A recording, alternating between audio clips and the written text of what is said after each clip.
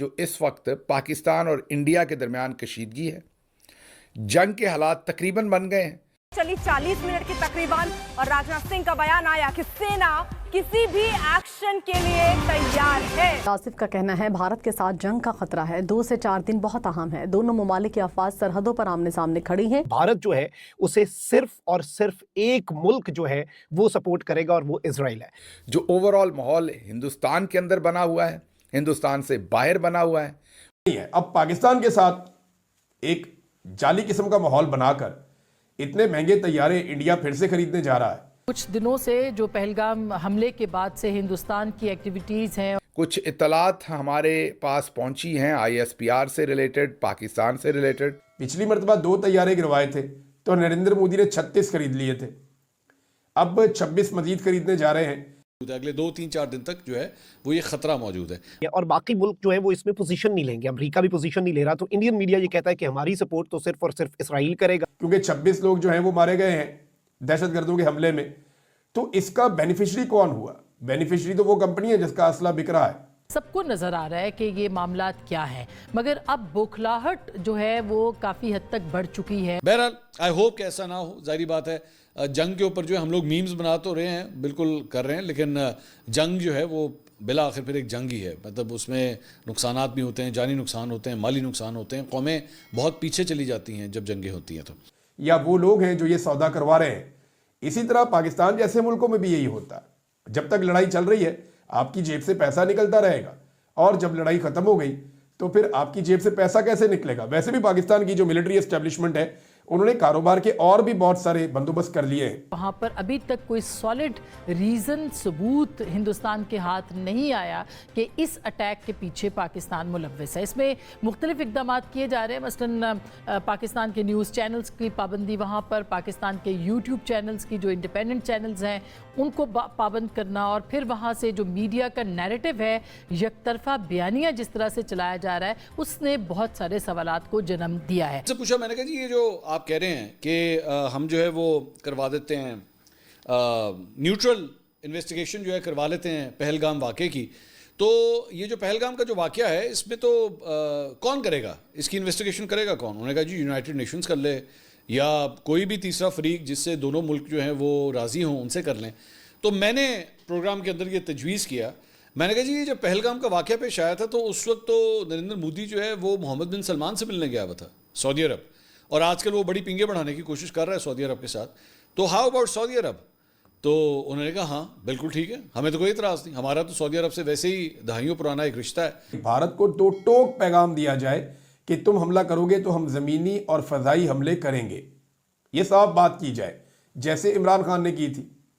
इमरान खान ने लॉजिकल बात की थी कि आप शवाहिद पेश करें, हमारे साथ इंडिपेंडेंट इंक्वायरी में आए, हमें पता चले जो आप हम पे इल्ज़ाम लगा रहे हैं वो दुरुस्त है या गलत है। लेकिन साथ ही इमरान खान ने कहा कि अगर तुम पाकिस्तान की सरजमीन पे आओगे तो हम रिटेलिएट करने का नहीं सोचेंगे, हम रिटेलिएट कर देंगे, जब आप इधर आओगे तो हम उधर आएंगे। इमरान खान साहब ने बड़े खुलकर स्टेटमेंट दिए थे।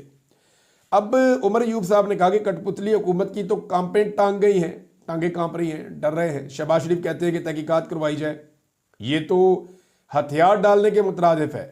और वो हमारे जो है वो मुस्लिम बरादर मुल्क है हमारा, तो बिल्कुल ठीक है, हमें तो कोई इतराज़ नहीं।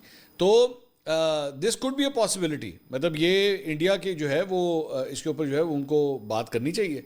हाँ, पाकिस्तान को तो कोई इतराज़ नहीं इसके ऊपर। So I think this is a very brilliant move, diplomatically मेरे ख्याल में बहुत अच्छी मूव है, और इंडिया जो है ना उसको समझ नहीं आ रही है इसमें से निकले किस तरह। और इसकी सबसे बड़ी एग्जांपल ये है कि वो सुनने में आया है इसको, बल्कि न्यूयॉर्क टाइम्स ने अपनी खबर में भी ये रिपोर्ट किया कि जी ये लोग जो हैं वो कई डिप्लोमेट से मिले हैं, कई सफारतकारों से मिले हैं, लेकिन वो सेटिस्फाई नहीं हो पा रहे कि जी आप जो है वो पाकिस्तान के ऊपर अटैक करने की बात करते हैं, पाकिस्तान पे हमला करने की बात करते हैं, है क्या आपके पास सबूत, क्या आपके पास?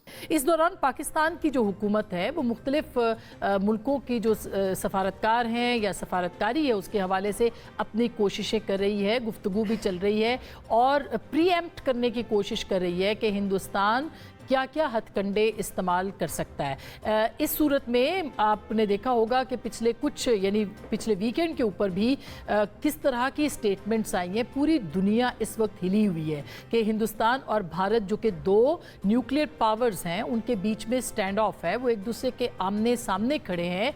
किसी भी वक्त कुछ भी हो सकता है, कोई भी चिंगारी जो है वो जल सकती है जो कि दुनिया को भस्म कर सकती है। वो एक बुज़दिल वजीर आज़म है।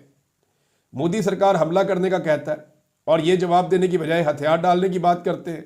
लेकिन जब वो ये तहकीकात की बात, भारत जब ये कहना इल्ज़ाम लगाए तो आप कहें तहकीकात करवाओ, लेकिन भारत जब कहे हमला करना है तो फिर आपको जी आओ बिस्मिल्लाह करो, फिर हम आपको जवाब देंगे, टक्कर का जवाब देंगे। पहले भी दिया है, जितनी हमारी कैपेसिटी है उसके मुताबिक हमने माजी में भी जवाब दिया है, आइंदा भी देंगे। बस सिर्फ मेरी गुजारिश है पाकिस्तान की मिलिट्री एस्टेब्लिशमेंट से, पाकिस्तान के आर्मी चीफ से और बाकी लोगों से कि अवाम को जो आपने नाराज़ किया वो नाराज़गी आप ख़त्म करवाएं अवाम की, अवाम से माजरत करें और जो भी पाकिस्तान में आपने गलत चीज़ें की हैं उनकी माफ़ी मांग लें अवाम से।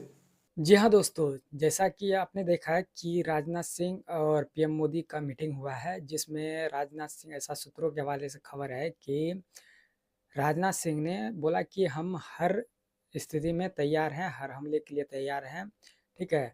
तो आप सिर्फ एक तरह से समझिए तो ऑर्डर दीजिए और हम चढ़ाई कर देंगे, ठीक है। तो भारत का क्लियर कट एकदम समझिए तो मन बना लिया है कि इस बार छोड़ने का नहीं है। सिर्फ पीएम मोदी का एक समझिए तो कॉल है, ठीक है। पीएम मोदी ही एक तरह से फैसला लेंगे, ऐसे वो फैसला ले लिए हैं, सिर्फ अभी रणनीति बनाया जा रहा है।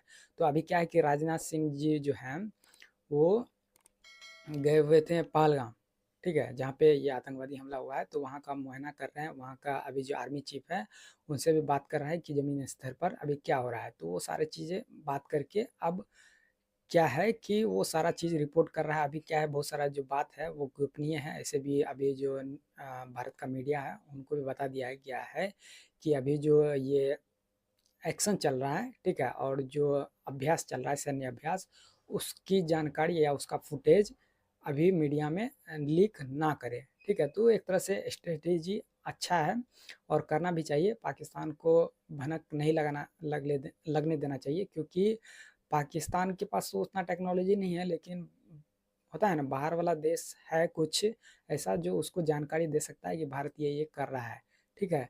तो उससे बचने के लिए, ठीक है, तो भारत ने ये स्ट्रेटजी अपनाया है कि अपना जो भारत का जानकारी है वो अभी लीक ना करे और यहाँ जो सैन्य अभ्यास हो रहा है उसको भी ना दे। राजनाथ सिंह जी जो हैं भारत के डिफेंस मिनिस्टर, उनका बहुत बड़ा रोल है, ठीक है, इन सब मुद्दों में। तो सारा जानकारी अभी पीएम मोदी के पास जा रहा है और पाकिस्तान को कैसे उसका औकात बताना है, अंदर घुस के ठोकना है, पीओके में ठोकना है या फिर लाहौर में, ठीक है, झंडा गाड़ना है, वो सारी चीज़ें अभी चल रही है, ठीक है।